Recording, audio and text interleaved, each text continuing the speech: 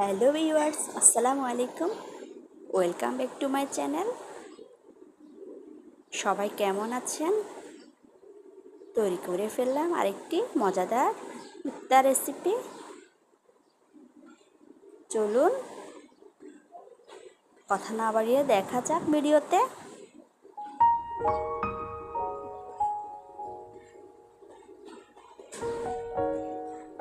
প্রথমে এখানে আমি নিয়ে নিয়েছি 1.5 কাপ পরিমাণে ময়দা, নিয়ে নিয়েছি সামান্য লবণ।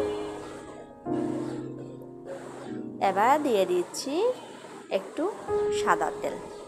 ভালো করে মিক্স করে নিচ্ছি।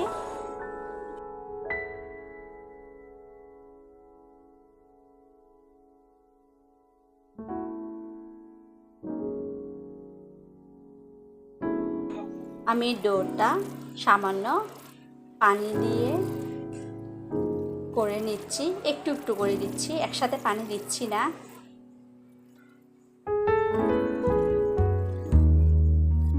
তৈরি হয়ে গেল অনেকটা ডোটা রেডি হয়ে যাওয়ার পর আমি একটি টিস্যু দিয়ে 10 মিনিটের জন্য ঢেকে রাখছি। চাইলে আপনারা পাতলা কাপড় দিয়েও ঢেকে রাখতে পারেন। এর ভিতরে আমি বাঁধাকপি ভাজি করে নিয়েছি। দেখুন, আঙুলের সাহায্যে গর্ত করে দেখাচ্ছি, আবার উপর দিকে কীভাবে উঠে আসলো। এবার ছোট ছোট করে আমি লিচি কেটে নিব।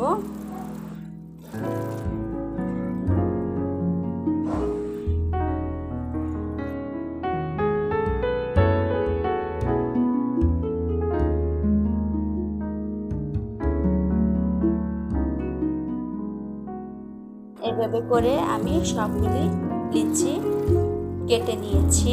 এবার ছোট ছোট করে রুটির মতো বেলে নিব।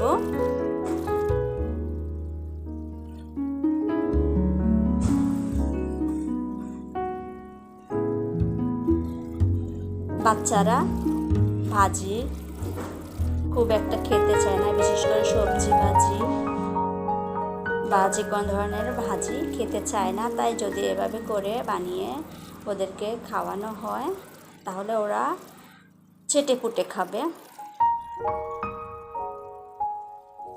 দেখুন ভিডিওতে কিভাবে তৈরি করছি।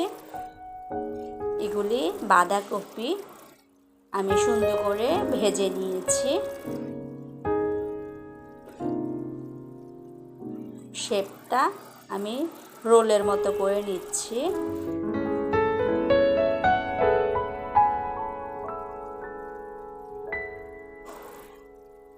দুই পাশ দিয়ে সুন্দর করে এভাবে আটকে দিচ্ছি। চাইলে আপনারা একটু পানিও লাগাতে পারেন যাতে আঠাটা থাকে। আমি এভাবে করে সবগুলো বানিয়ে নিয়েছি।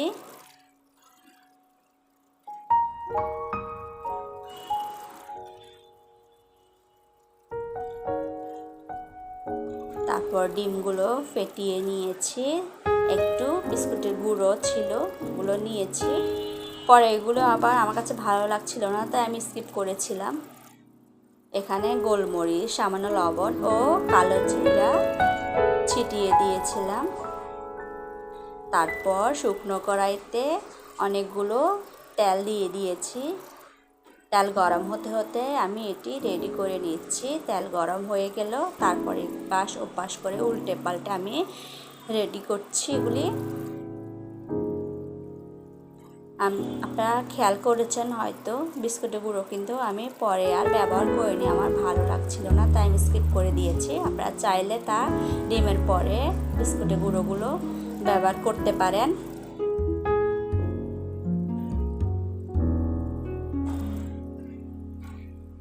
উল্টে পাল্টে একটু লালচে যখন হয়ে আসছে তখন আমি এগুলো নামিয়ে নিচ্ছি। এগুলি আপনারা টমেটো কেচাপের সাথে খেতে পারেন, খেতে কিন্তু দারুণ লাগে।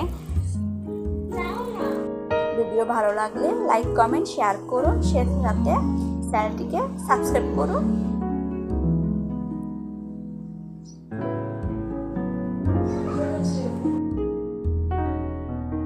সবগুলো আমি বানিয়ে নিচ্ছি। আমি লালচে কালার করে নিয়েছি। এখন একটা ভেঙে দেখাচ্ছি। ভিডিও করতে করতে অনেকটা ঠান্ডা হয়ে গেছে এগুলি। দেখুন দেখতে কেমন লোভনীয় লাগছে। আপনারা বাসায় তৈরি করে খেতে পারেন। এছাড়া আমি আরও ইফতার বানিয়েছি। সবাই ভালো থাকুন, সুস্থ থাকুন। ভিডিওটি দেখার জন্য ধন্যবাদ। আল্লাহ হাফেজ।